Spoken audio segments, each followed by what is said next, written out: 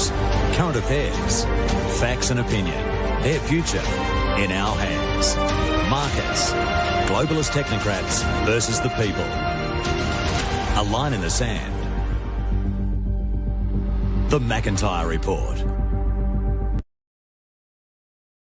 And welcome folks to me, McIntyre, reporting live on behalf of the Australian National Review for our 24-hour news headlines. ANR.news, independent media out of Australia, which is a rare thing because I was asked recently, how's Australian National Review and myself been able to accurately predict not just the financial predictions well ahead of time, such as the rise of Bitcoin, buy it at 75 US, sell it at 110,000, gold at 300 an ounce, let it rise to 5,000 an ounce, etc., real estate markets. How we're able to predict that, and we come to the assessment that it wasn't a crystal ball, it was actually quite simple, is that people like me, geopolitical commentators, we don't listen to Western media. We know whatever Western media is telling you, the truth is generally the exact opposite, because one, it's not media, as the Chinese are bemused by us Westerners. Why do we think our media, our news is news? In China, they know their news is not news, it's propaganda. They don't understand why do us Westerners think our news is anything other than propaganda. So if you want to know what the truth is, you want to be able to predict the future with accuracy, like we've been able to do, it's a simple secret. The simplest way is this, is whatever the Western media is telling you, the exact opposite is pretty close to the truth.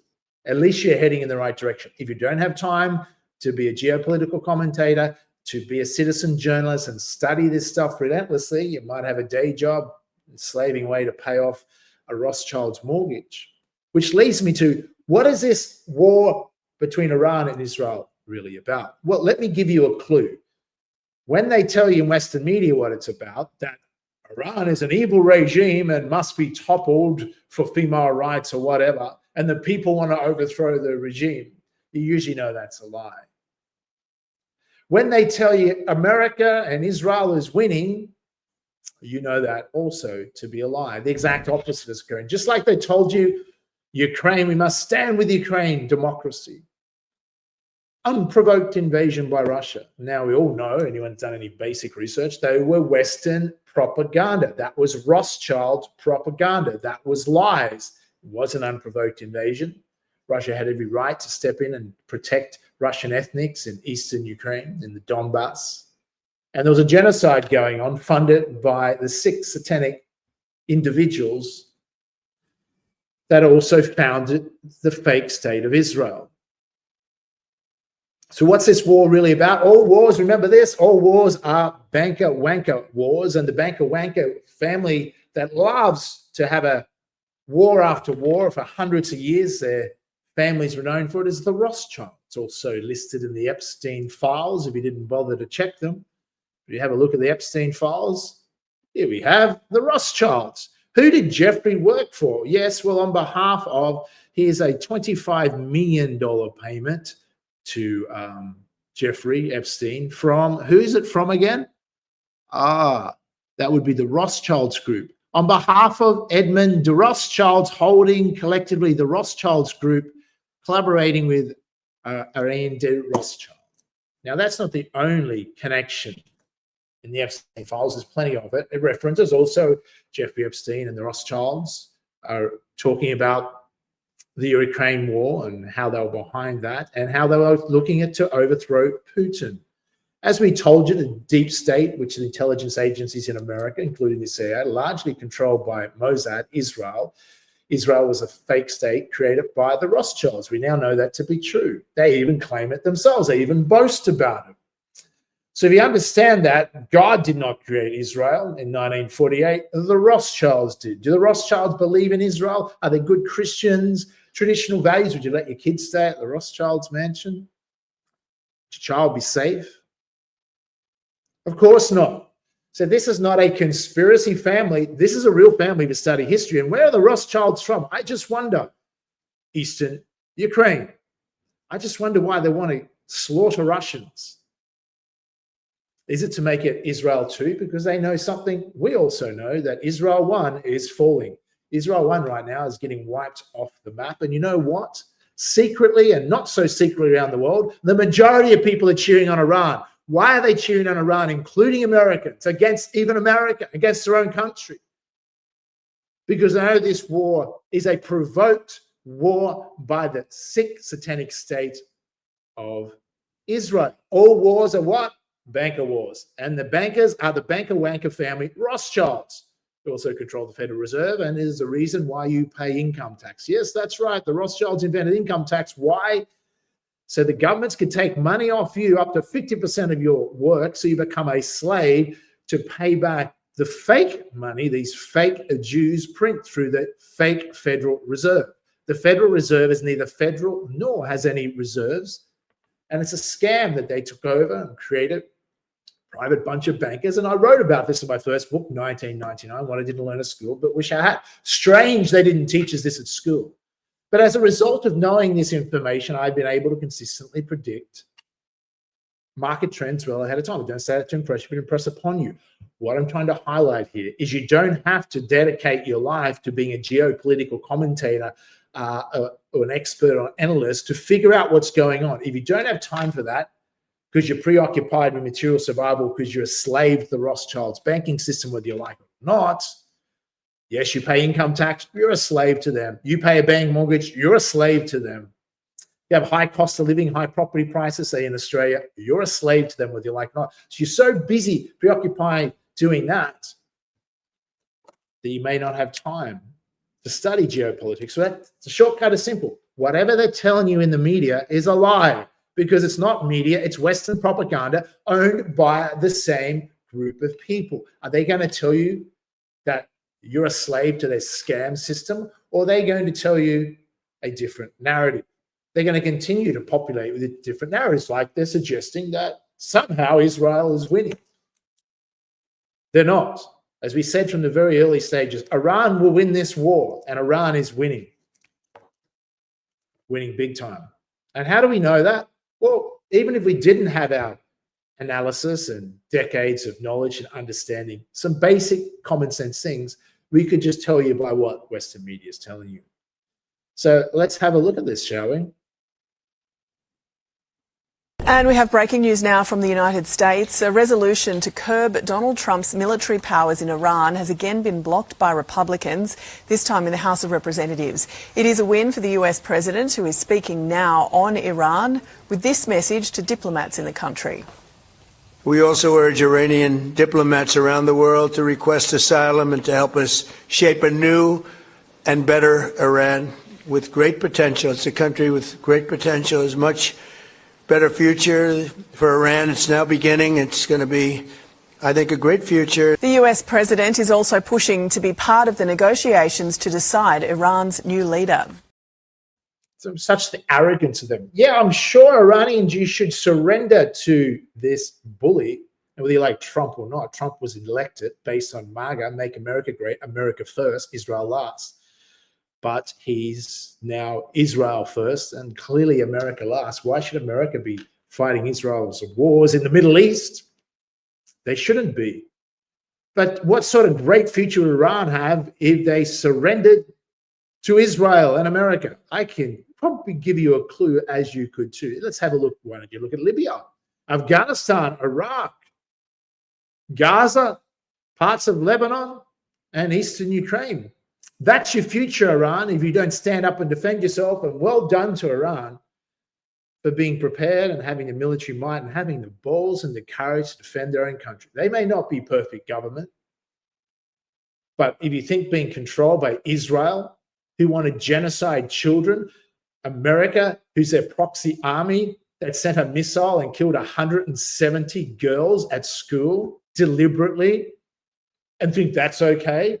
If you choose to stand with Israel and still stand with Israel, I'm going to suggest to you, if you have friends that do that, because I know you wouldn't, you watch Australian National Review, you're educated about the truth, and you would never dare stand with the Rothschilds banking cartel state. Because why would you stand with a bunch of banker wankers that charge you up to 50% income tax and rape and pillage you? And if they got access to your children, they would literally rape and pillage them.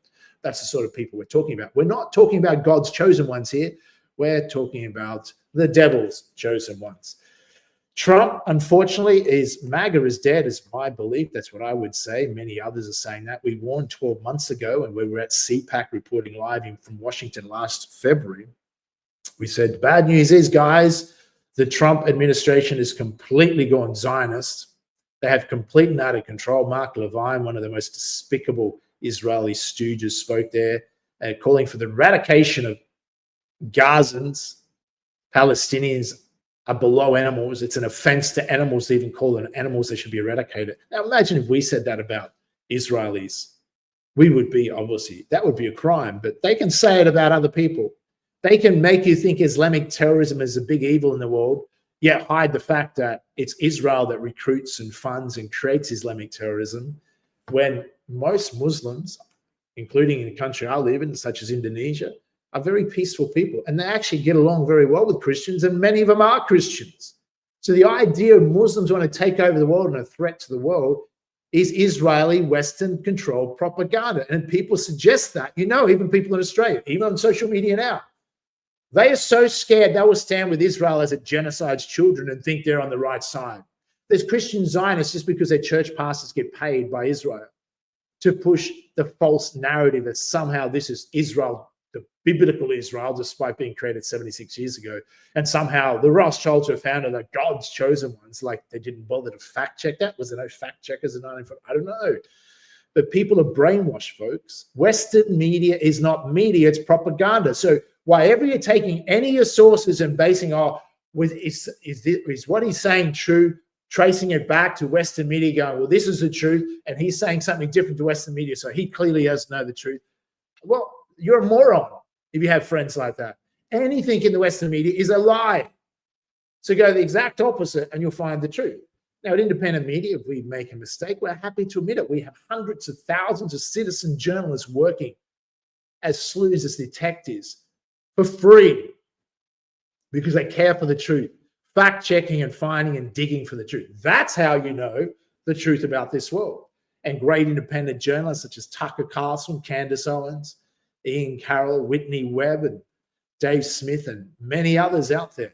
And it's a growing army that's building as they get more confidence to speak out, even though Israel's favorite thing, apart from raping and murdering children and dropping bombs on them, is dropping bombs on, apart from medics and ambulance officers and doctors, is dropping bombs or shooting journalists. It's not the safest occupation, but many would happily die to fight against Israel. The world would unite against Israel and is. Israel's a 6 satanic state, and those foolish, dumbed-down Westerners still standing with Israel, I can predict now they're going to regret being so ignorant and so arrogant and so foolish, as Trump also is arrogant and foolish. There, just about everything there is to obliterate, including leadership. The Navy's gone, their Air Force is gone, their anti-aircraft equipment is gone. We're flying wherever we want, Pete. We have nobody even shooting at it. Well, if you believe that, you believe Western media and you're full of shit. Iran is now increasing its attacks. Iran hasn't even got warmed up yet. Israel has virtually zero defenses and is going to get wiped off the map. Israel's only chance is use nuclear war. But Putin just come out and warned Israel, if they dare nuke Tehran, Russia will nuke Israel. Yesterday, Iran attacked the Dimona nuclear facilities, or sorry, close by the Dimona nuclear facilities. There's a clear warning message. If you dare consider using nuclear weapons, we will take out your nuclear capabilities. Folks, whose side are you on? You need to understand that this war is between who gets to issue money, as all bankers' wars are, who gets to control money. In the last 50-odd years, or 70 years, sorry, since World War II, the issuance of money, or even before that, has been largely from the Rothschilds' control of the Federal Reserve since 1913. Printing fake money to buy up your governments, to buy up your media, to buy up your international companies and your resources, and enslave you. This war is between BRICS and the Rothschilds. And BRICS want a multipolar world, strong nationalist leaders that respect sovereignty and all work together, not one dominant power. Choices, alternative systems. Israel wants the Greater Israel Project, which is to take over the entire Middle East. To do that, they need to wipe out Iran. And do you think they'll stop genociding children in Gaza and Lebanon and in Iran? No, they'll come after your kids one day. Then you'll go, yeah, let me see if you really stand with Israel. Are you willing to send your kids off to die for Israel? So unless you are, stop lying and stop bullshitting yourself if you stand with Israel. Call out your friends that stand with Israel and tell them, why don't you go and sign up with the IDF then? And go and die for Israel if you really love a wanker banker pedophile state that much. Why not? Come on now. Show your true colors. Let's go to a quick ad break. We'll be back with some more.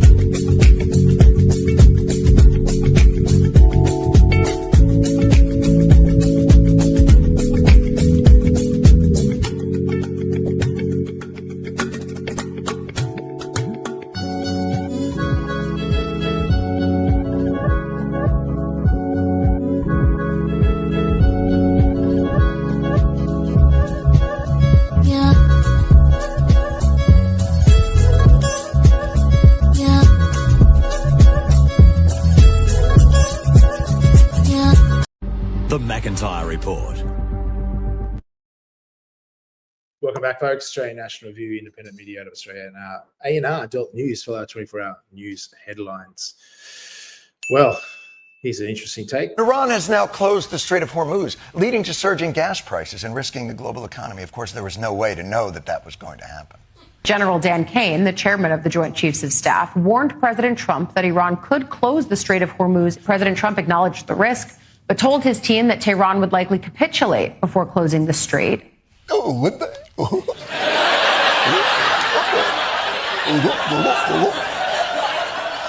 Oh, don't worry about it, everybody.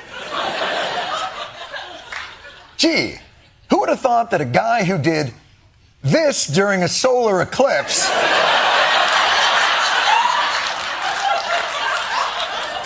would ignore a warning? Oh, by the way, my favorite part of that goes, he looks up at a solar eclipse 3 times. That hurts. Yep. But not to worry, this sudden bottleneck of the world's oil supply, it's not a big deal. It's barely closed. The only thing prohibiting transit in the Straits right now is Iran shooting at shipping. It is open for transit should Iran not do that.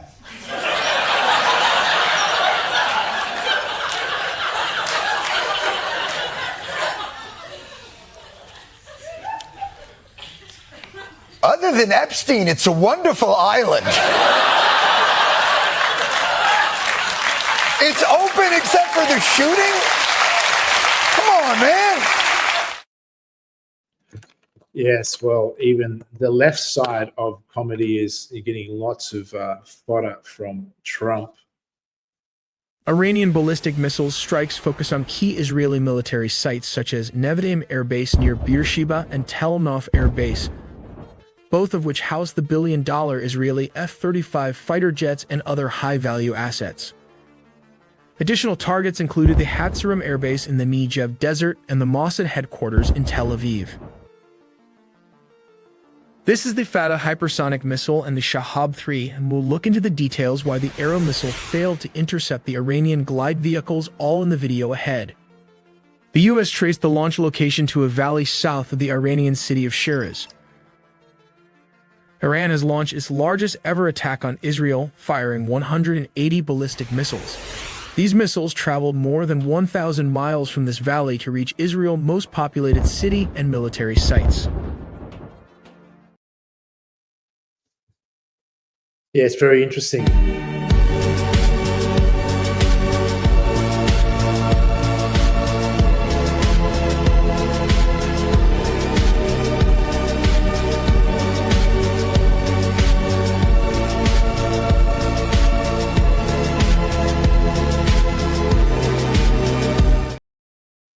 It's quite interesting there. The fake army, they do that to waste. They're very clever around. They've thought this out. They've had 40 years to prepare as far as how to waste the weapons and interceptors that America, Israel have or had. And they knew that all they had to do was get through that period. And then they have so few weapons, where Iran has unlimited weapons and can produce weapons just like Russia and China can for about 1/20th of the price. That's also why we know Russia and China will win a long war of attrition against the West, because the West is run by greedy, satanic fucks, and they can't keep their hand out of the till. What they like to do is charge large amounts to the Western military complex, and they love war. They have their little stooge and Lindsey Graham mouthing off and want war, because why? They need to sell the taxpayers inflated weapons at ridiculous prices, where China, Russia, etc. produce their own weapons for 1/20th of the price. The West is getting ripped off. It's a scam. It's a Rothschild scam.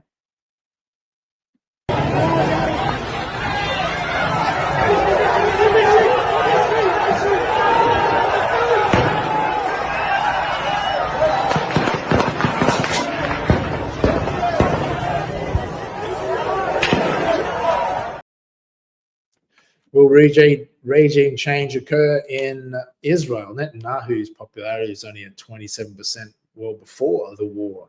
He actually had to start a war against Gaza after October 7th to stay in power. He needs war to survive, but will he survive this war? That will be interesting. This decision to follow your conscience, give us a little backstory. How did that happen? It was a promise I made to myself probably 20 plus years ago when I was deployed to Iraq. Once I realized after my first couple deployments that we weren't there for the reasons that our government told us we were there for, I said, if it's ever my turn, if I'm ever an adult in this situation, I ever have a position of responsibility, I will not in good conscience send young men and women off to die on foreign battlefields. We're at a critical juncture in the war in Iran. We need to let our leaders hear that we do not support this war. We do not think there's a vital national security interest. We want to bring our troops home. We want to work towards peace in that region. We do not want 20 plus more years of bloodletting. And then as we head into this next election cycle, demand from everyone, from every political party, go to them, go to your representatives and say, I will not vote for you if you are going to vote for the continuation of these wars overseas. Or we cannot continue to go down this path. We have to make that clear to our leaders. That's what gives me hope.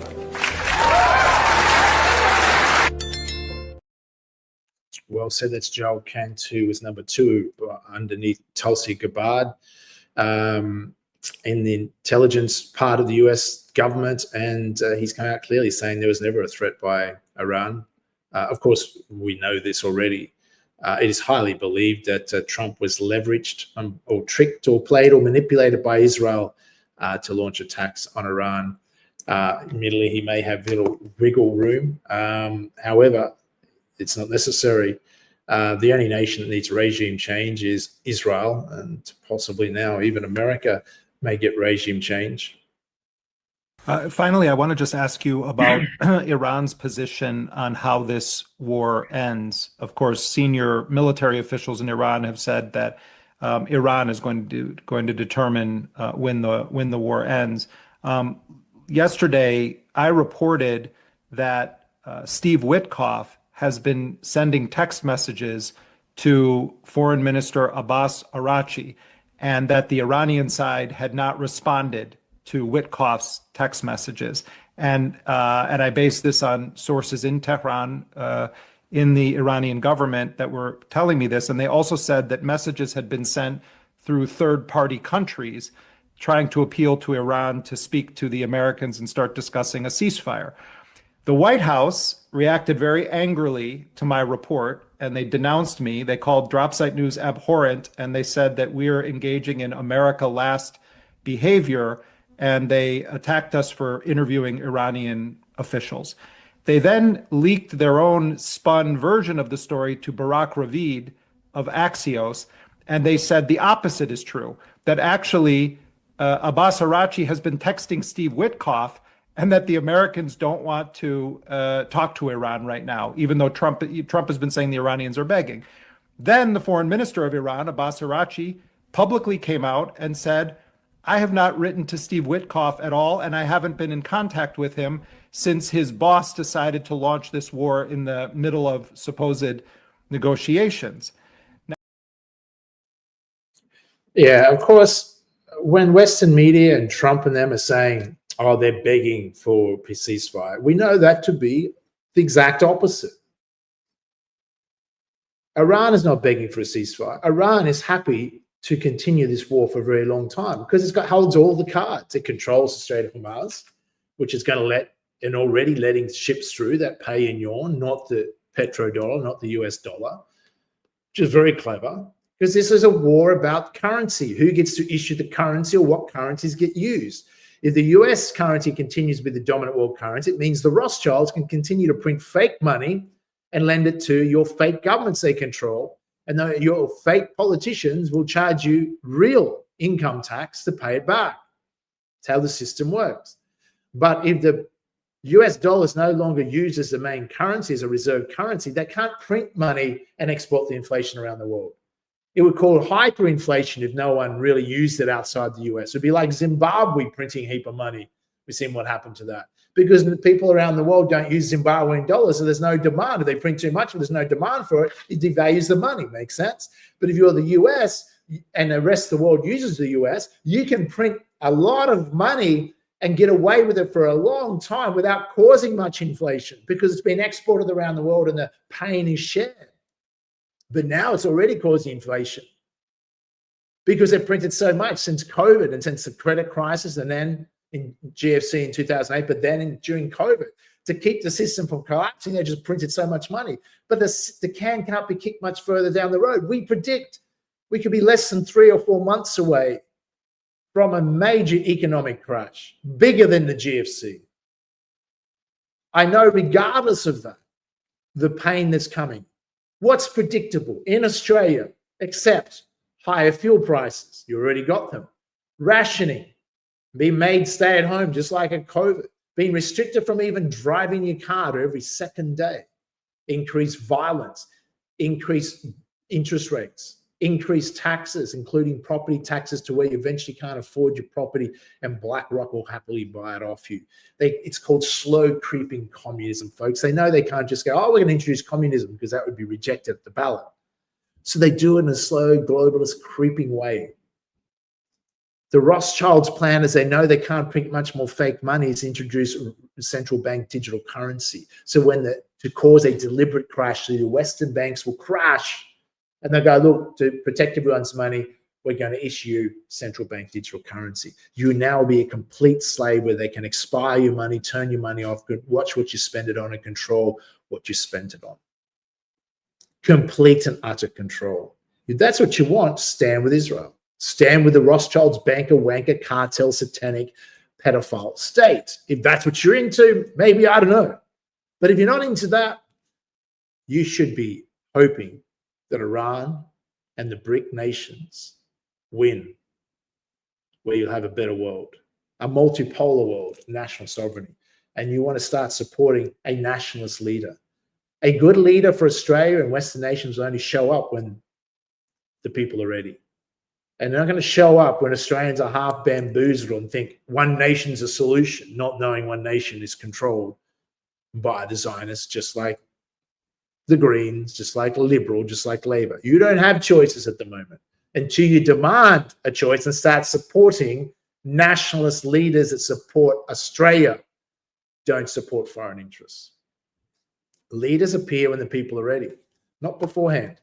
Otherwise, it's a complete and utter waste of time. Let's get a quick ad break. We'll be back with some more here on the McIntyre Report.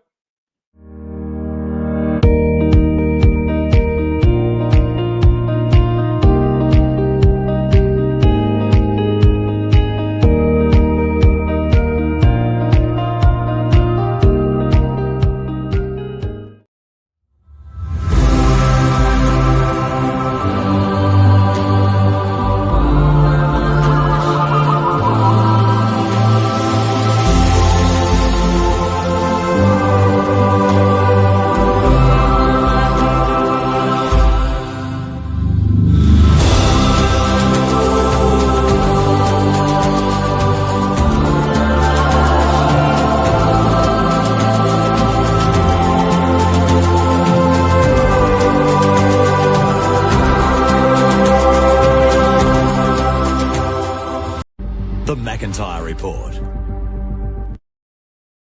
Welcome back to the McIntyre Report, folks. Here's some harsh words that maybe some people in Israel regime needs to hear. The Israelis have is the fucking audacity. You've infiltrated every aspect of American society. You've infiltrated our government. You've bought our politicians. You control our legislation. You funnel billions and billions of dollars, possibly trillions, from the American people on a yearly basis so that you can get free healthcare and go fucking brutalize, terrorize, and genocide people in Palestine. Then run away to your real homes in Europe and New York, New Jersey, wherever the fuck you're actually fucking from. And go live your lives. Go live your lives like you didn't just fucking murder children. Now, you pieces of fucking scum are on every single major news channel because you own the media too. Because you fucking infiltrated that too. Now you're on every single fucking news station playing victim. They want to kill all the... Nobody fucking cares that you're Jewish. Nobody cares. They want to kill Israelis because you're fucking murderous, genocidal pieces of shit. All right. And you have no business in modern civilized society. You are the scum of the earth. They want to kill you. They don't want to kill Jews. They don't care about your religion. Nobody fucking cares about your religion. Nobody cares. We care that you're murdering people. We care that you just unprovoked fucking threw a missile at Iran and are now on all of the news channels playing fucking victim, begging America to come fight your fucking war for you. Again. By the way, don't think we don't fucking know about 9/11. I am so fucking sick of these people. They are the absolute scum of the earth. Get the fuck off my news. Stop trying to convince us to fight your fucking war. And Lord knows, with this fucking ass clown as president, we're probably gonna go. We're probably gonna fucking go to war. Probably gonna go fucking war while Americans are literally struggling to survive.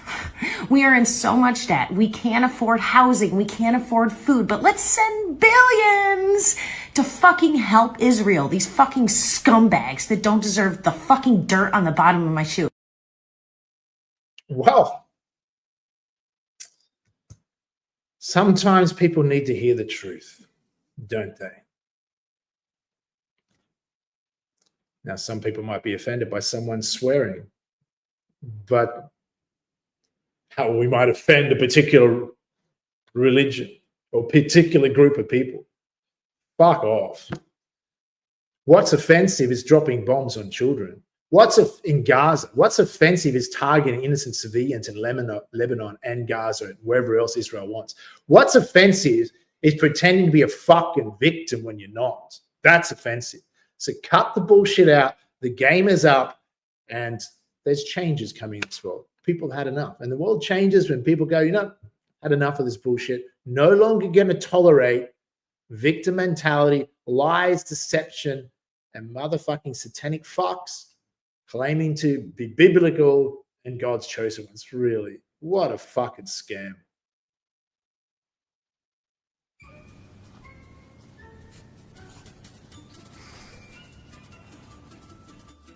Listen up, nerds. Half of you in this press pool are infected with terminal TDS, so let's get this straight right now. If I hear one more disrespectful word about Orange Daddy, I will step off this podium and personally pummel you into oblivion. Seriously, I have immense upper body strength. Now, our objectives in Iran are clear, crystal clear. Am I going to tell you what they are? Absolutely not. Why would I tell the enemy our incredibly clear plans? But let me be perfectly clear. We hold the cards. All of them. Operation Epic Fury. Total dominance. We dropped the fattest strike package in history. Over 7,000 targets gone.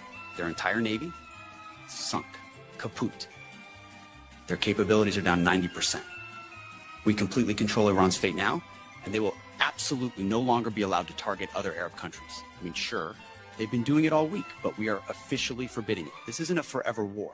It's just a very long, very explosive winning campaign that doesn't have an end date yet. But to keep doing this, we need a quick $200 billion from Congress. And I don't want to hear anything about domestic issues. Whining about the rising cost of groceries and gas is ultimate beta behavior. Real alphas care about maintaining a pure lethal, clean-shaven warrior culture. No beardos allowed. In my Pentagon, we shave and we stack bodies. And speaking of betas, our European allies are wildly ungrateful. I'm not even going to waste my breath on those Eurodorks. Instead, I've invited a special guest to teach them a little lesson on showing gratitude. You may take our billions, but you will never take our right to a please and thank you. Now bow your ungrateful heads and scream it to the heavens, please and thank you, Orange Daddy.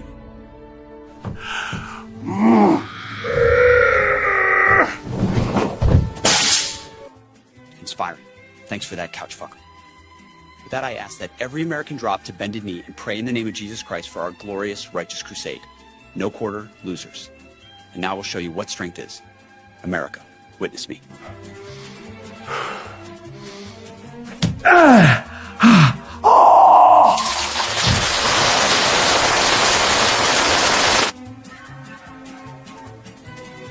How'd you like that William Wallace impression?